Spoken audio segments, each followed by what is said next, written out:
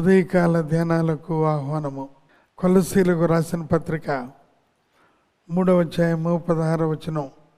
సంగీతములతోనూ కీర్తనలతోనూ ఆత్మ సంబంధమైన పద్యములతోనూ ఒకరికి ఒకడు బోధించుచు బుద్ధి చెప్పుచు కృపా సహితముగా మీ హృదయముల్లో దేవుని గూర్చి గానము చేయుచు సమస్త విధములైన జ్ఞానముతో క్రీస్తు వాక్యము మీలో సమృద్ధిగా నివసింపనీయుడి.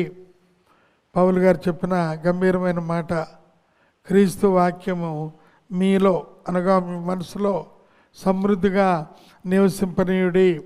మన యొక్క శరీరం విషయంలో ఆత్మ ప్రాణ దేహములో దీనిలో ప్రాముఖ్యమైనది మనసు. ఎందుకనగా మరి మనసుతో ఏదైతే మనం ఆలోచిస్తామో అదే జరుగును అని. అయితే పౌలు గారు చెప్పిన మాట, ఆ మనసులో క్రీస్తు వాక్యము సమృద్ధిగా నివసింపబడాలి. అందుకనే వాక్యంలో మనం చూస్తున్నాం, అది నీ హృదయము నింపబడిన దాన్ని బట్టి నీ నోరు మాట్లాడును. హృదయము అది మనసుకు కూడా సాదృశ్యంగా, మైండ్ అండ్ హార్ట్ ఈ రెండు ఒకే సాదృశ్యాలుగా కనబడుతూ ఉన్నాయి. నీ హృదయంలో ఉన్న వాక్యము, అదే రకంగా నీ మనసులో ఉన్న వాక్యం. మన మనసులో దేవుని వాక్యం చేత అవి ధ్యానించబడి నింపబడి ఉన్నట్లయితే ఆ యొక్క మనసు నుండి వచ్చిన ఆలోచనలు, ఆ యొక్క సంభాషణలు, లేక ఆ వాక్య పరిచర్య అవన్నీ కూడా కేవలం దేవుని యొక్క వాక్యము చేతనే అవి నడిపింపబడతాయి అని, దేవుని వాక్యం చేతనే అవి నడిపించబడతాయని అదొక శుభ సూచకం. అలాగే హెబ్రీ పత్రికలో 9వ అధ్యాయములో 14వ వచనం, ఇది కూడా నిత్యుడగు ఆత్మ ద్వారా తను తాను దేవునికి నిర్దోషిగాను అర్పించుకొనిన క్రీస్తు యొక్క రక్తము నిర్జీవ క్రియలను విడిచి దేవుని జీవం గల దేవుని సేవించుటకు మీ మనస్సాక్షిని ఎంతో ఎక్కువగా శుద్ధి చేయను అనే మాట ఇక్కడ మనం చూస్తూ ఉన్నాం. కనుక దేవుని వాక్యము మన మనస్సును ఎలా పరిశుభ్రంగా తయారు చేస్తూ ఉందో, మనస్సాక్షి అనే వేరే ప్రక్రియ.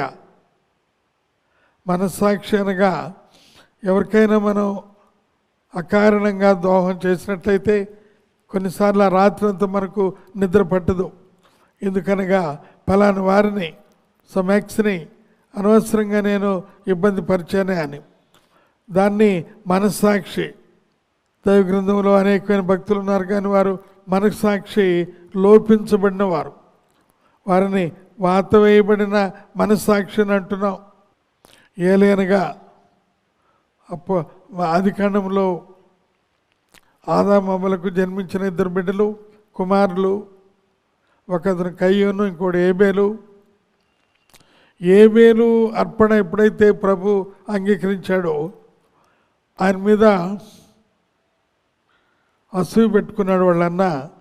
అయితే తాను తన తమ్ముడిని సంహరిద్దామని అనుకున్నాడు, కానీ తన మనస్సాక్షిని చంపుకొని,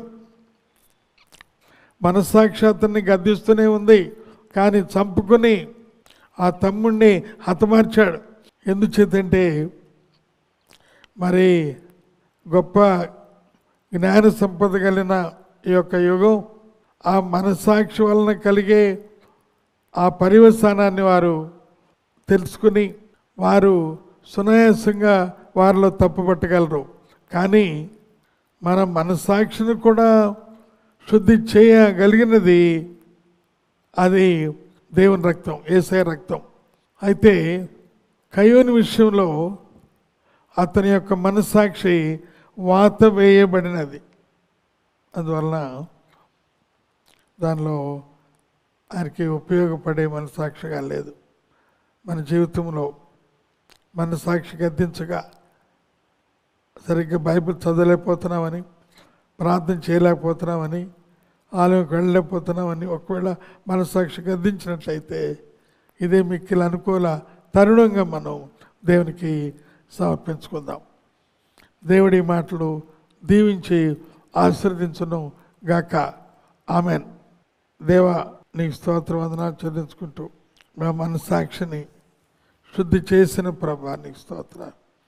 ఎవరైతే హృదయాన్ని కఠినపరుచుకుంటున్నారో వారిని కూడా ముట్టి నువ్వు తట్టి బాగు చేయమని ప్రభు అయిన యేసు నామమున అడిగి ఉన్నాం మా తండ్రి. ఆమెన్. తండ్రి, కుమార, పరిశుద్ధాత్మ త్రియేక దేవుని ప్రేమ, కృప, సమాధానం మనందరికీ తోడై ఉండి నడిపించును గాక. ఆమెన్.